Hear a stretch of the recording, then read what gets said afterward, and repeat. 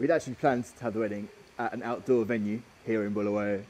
Obviously the doctors said they could accommodate to have our wedding at the hospital chapel, and it was decorated beautifully. We had a great day. Yeah.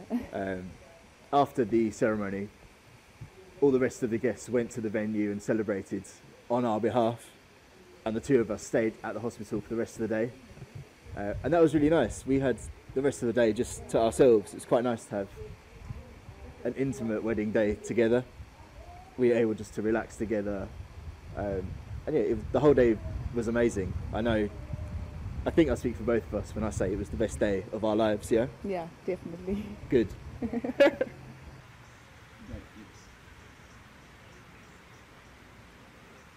The first thing we're going to explore will be the possibility of a fully functioning prosthetic arm. But I know whether that's possible or not, I think we both agree you'd like to live as much an independent life as possible. Yes. But we already realise there are going to have to be some changes we're going to have to make to our lifestyle.